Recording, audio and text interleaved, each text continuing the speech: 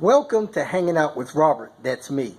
This video contains things that I tinker with throughout the day. For step-by-step detailed instructions of those tasks, you can click on the links in the comment section below. I plan on leaving this video accessible for about 30 days. After that, you can view it through my Patreon account. This video also has tips and tricks that I've learned over the years. So, thank you very much for watching. Kicking off the day, man, it snowed Sunday.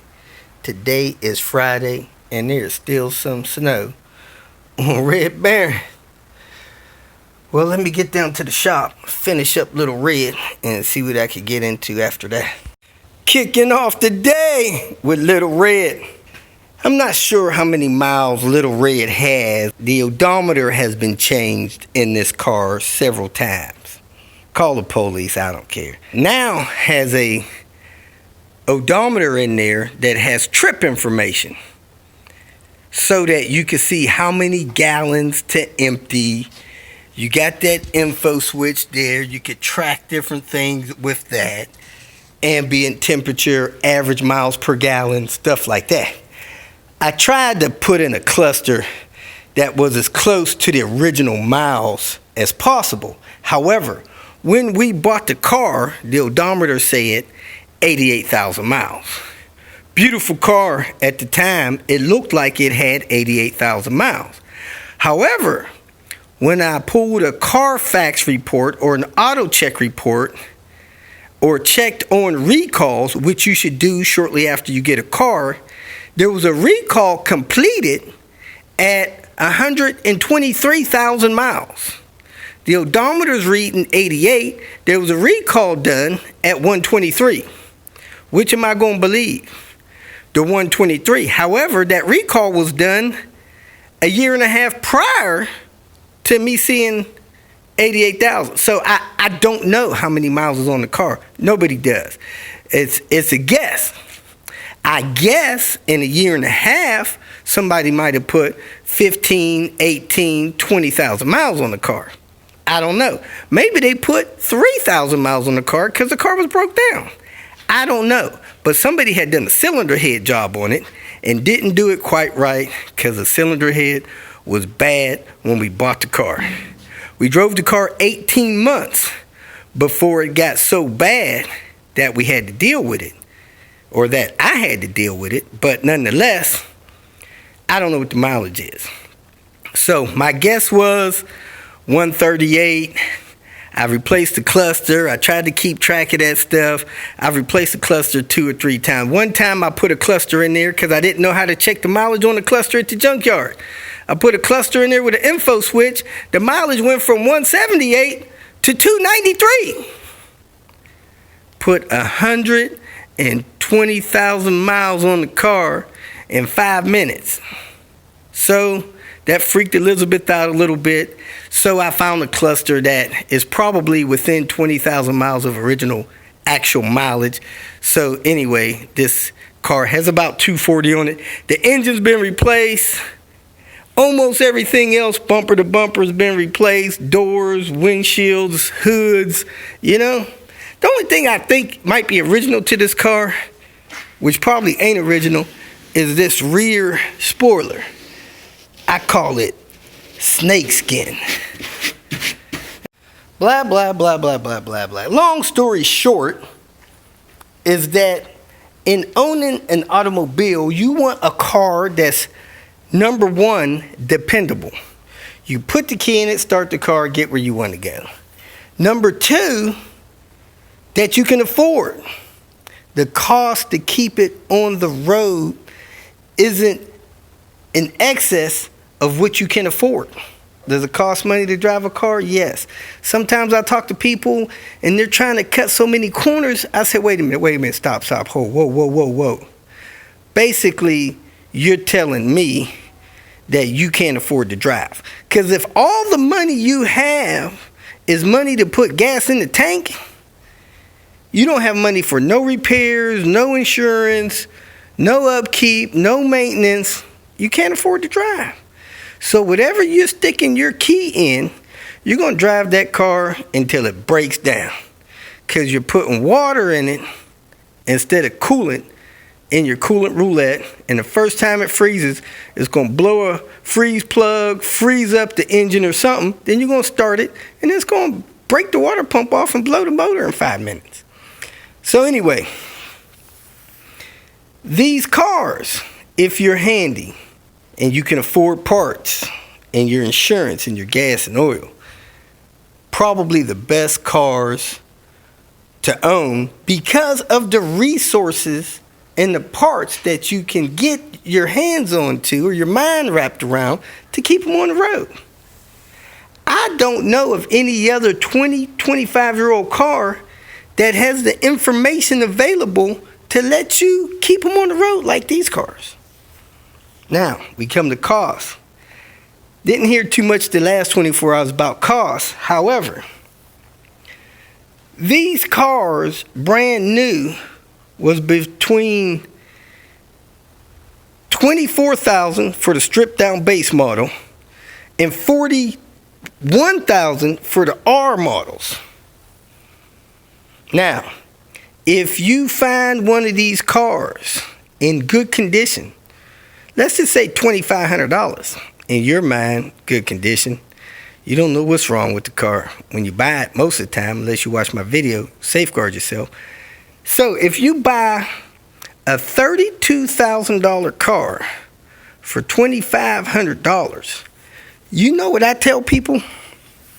That car is $29,500 away from being perfect. Brand new, it was a $32,000 car you get for $2,500.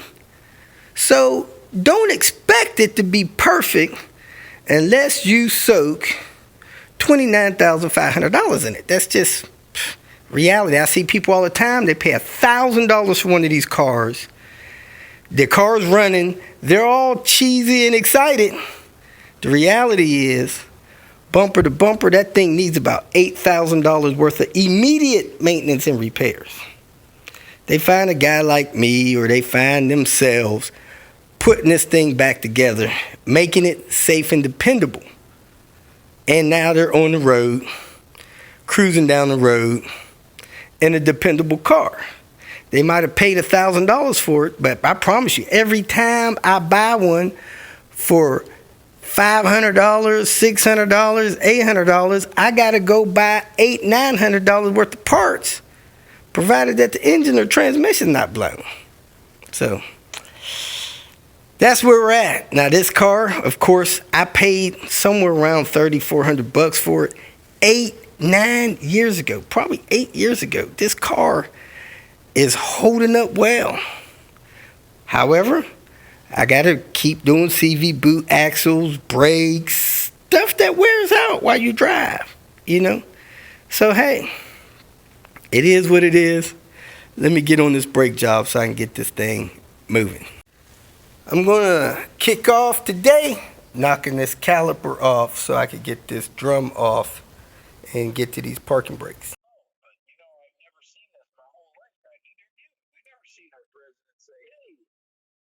I should be the president. You know what I mean? I just, what bothers me is that we're heading now, we're going like a third world country. Well, you know what, I got that stuff cleaned out, get ready to spray that side out. Brake parts cleaner, got the piston pushed back. I got a little bit of lubrication right here. I'm gonna put that there. That's how that goes in there. Rotation.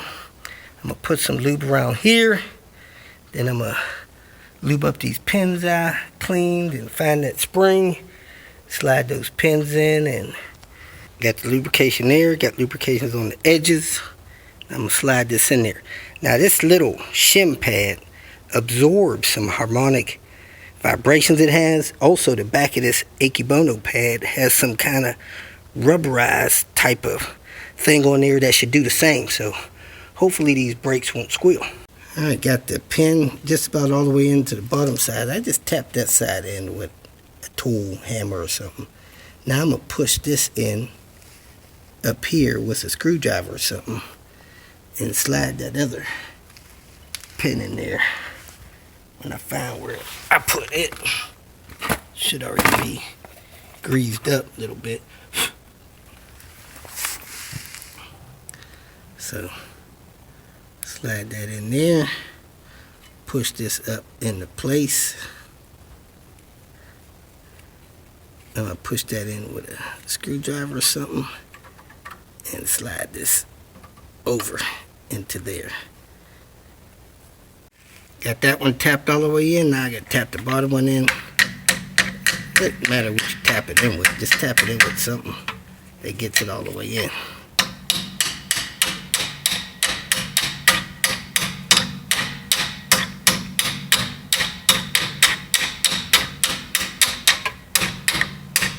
Want it flush on the back, you gotta get that one in a little more so it could be like that one up there, and we'll be good to go.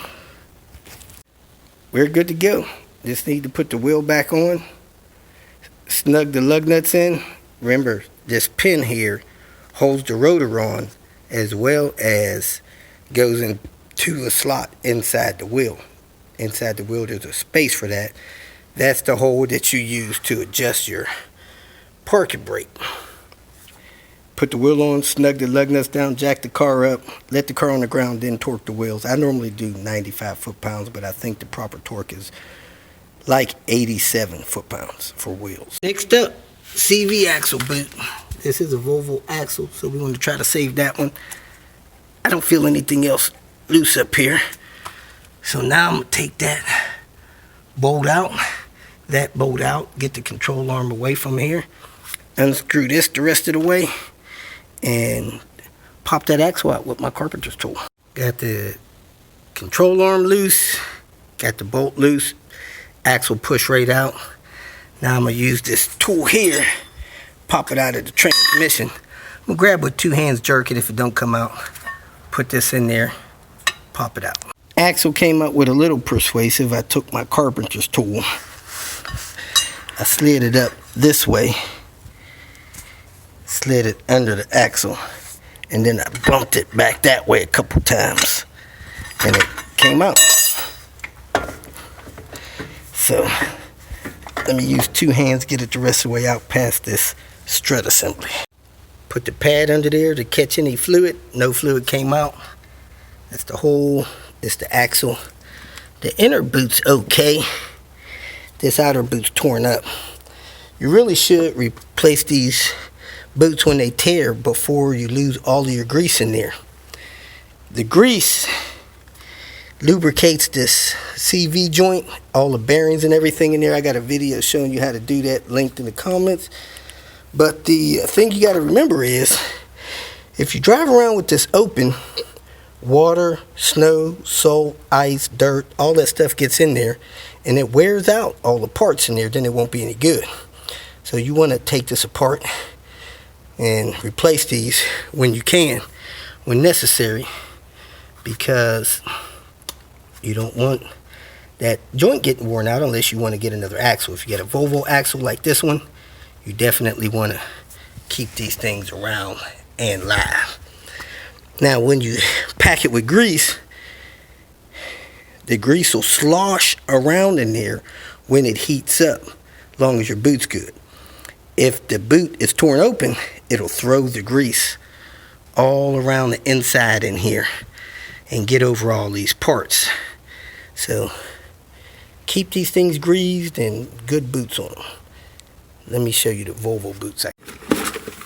Here are the Volvo boots I got. I think I got two outer boots. I'm gonna go ahead and wash these in some oil eater after I take them apart. I'm gonna do this over here on this workbench. So I'm gonna set a couple oil eater pads here so I don't mess up their workbench.